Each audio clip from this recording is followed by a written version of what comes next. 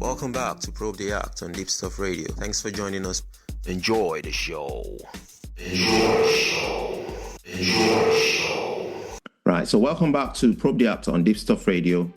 Thanks for joining us again. We're listening to Probe the Act on Deepstuff Radio with myself, Emmy Hikins, and a lovely, lovely singer and a songwriter all the way from America, Kelsie Kimberlin. So Kelsie, where'd you get your inspirations from when you're writing a song? I think a lot of my inspiration comes from life experiences. I've had a lot of people tell me that I should write a book about my life and about everything.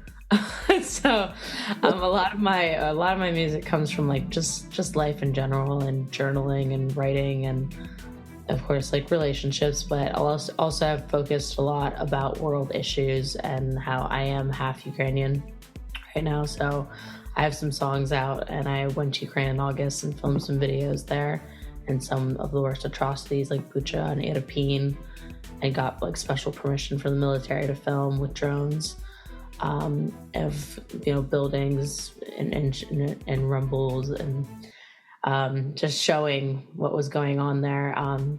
So I kind of use like my relationships and what I'm going through and all the craziness stuff that's going on in the world in my head, but I also use a lot of music towards activism, towards like women's rights and like about the war that's going on right now in Ukraine and just everything really like that.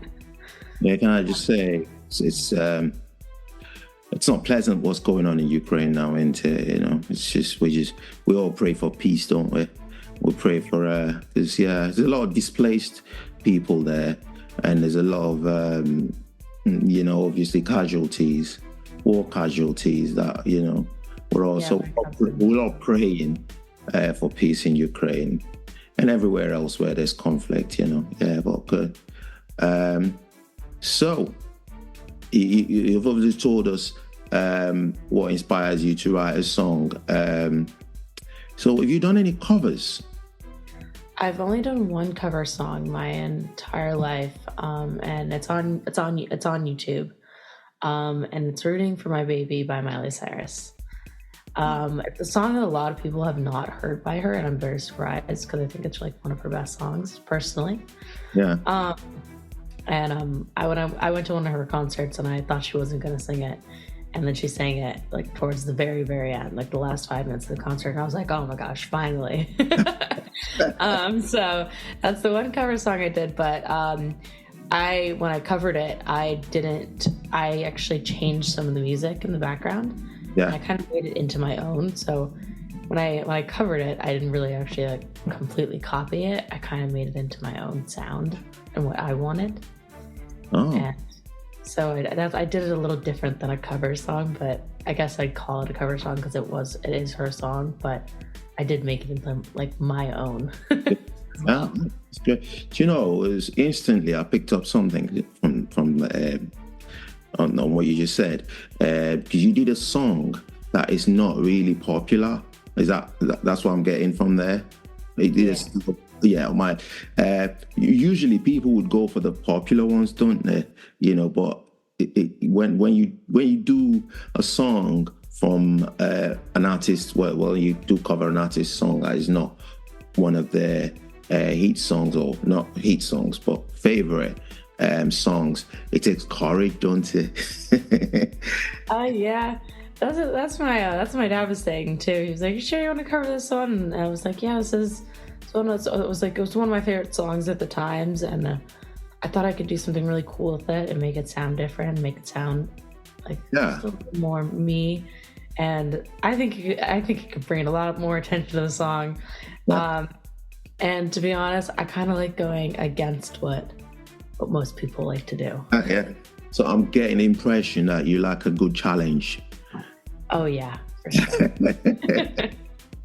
It's good. It's good as an artist because, it sort of like makes you, it brings out the best in you. Do you know what I mean? It sort of, it toughens you up. It makes you go beyond, go out of your comfort zone, really, to then, you know, try something that is, yeah.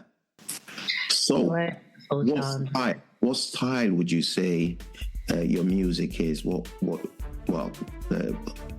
I don't want to mix up style with genre. So let's go with style first. So what style would you say your music is? That's a great question, because everyone's always asked what genre. Yeah.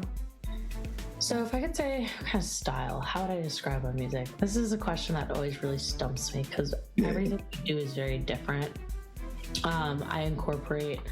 I've incorporated banjos in like a pop song.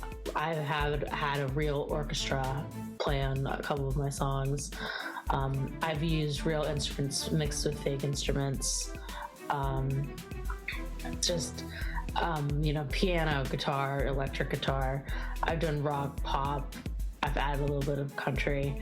Yeah. So my thing, if I would say, I've mostly been trying to be the pop.